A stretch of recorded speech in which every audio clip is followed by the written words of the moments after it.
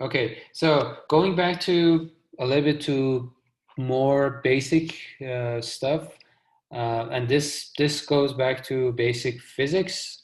If you remember, uh, let's say an object is traveling at the speed of v naught. That's the initial speed, and let's say that object is a vehicle. So let's assume that we have a vehicle traveling at the speed of v naught,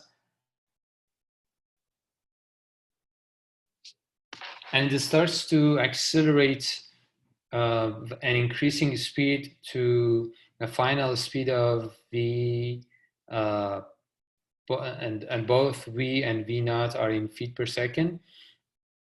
And if we know the acceleration in terms of feet per second squared, and of course, if it's deceleration, we consider that as a negative value uh, over here. Um, and we want to know how long it takes for the to get from the speed of v naught to the final speed of v when we know the acceleration or deceleration. So if you solve this question, I'm sorry, if you solve this equation for d and you want to find out what is d, d is going to be v naught squared minus v squared divided by 2 times acceleration.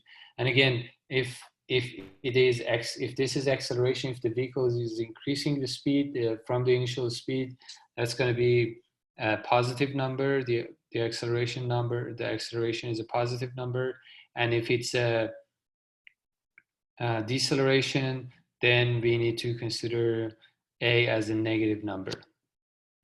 And so that's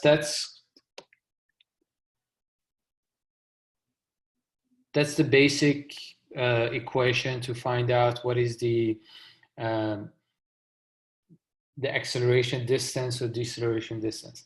And most usefully in traffic engineering or in transportation engineering, especially for vehicles, we use this to calculate the distance it takes for the vehicle to stop. And that means that, let's say a vehicle is already traveling at a certain speed, the current speed of the vehicle, that's V naught in this equation. And we want to know if the vehicle wants to stop, how long or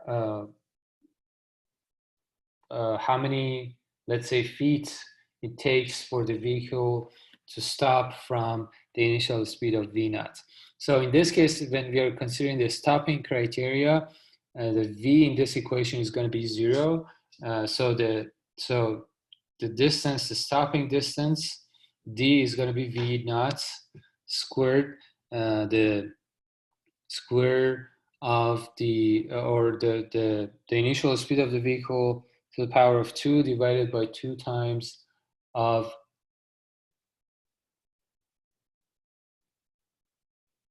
of course, in this case is deceleration because we are stopping. So that's how we calculate the stopping distance. For example, if you let's give you an example how it is in transportation engineering or traffic engineering.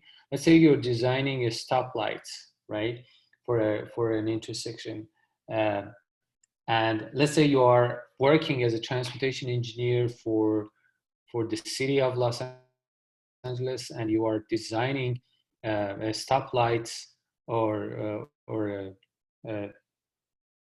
a signal timing. You're designing the signal timing for an intersection, for a busy intersection, let's say in downtown LA, and you want to know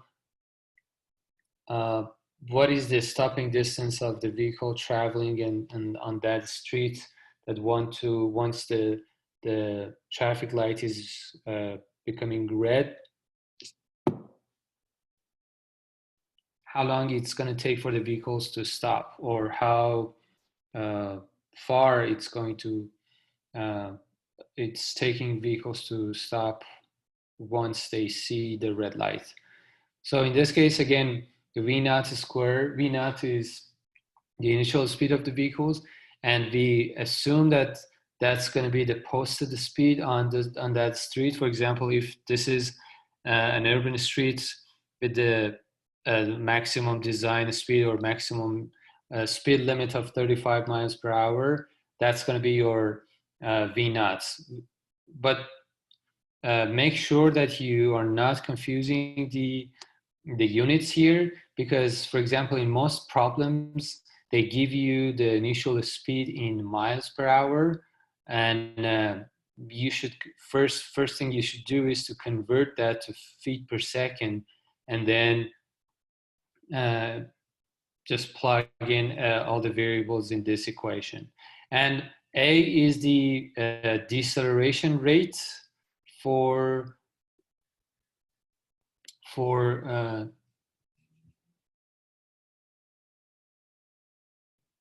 for the typical passenger car. And according to AASHTO, if you have not heard of AASHTO before, AASHTO is American Association of State Highway and Transportation Officials. And I hope you're taking a note here. This might be an assignment later on, or a short quiz question later. But AASHTO is again American Association of State Highway and Transportation Officials, and according to AASHTO, the standard deceleration rate um, to be generalized for all the vehicles, we assume that it's 11.2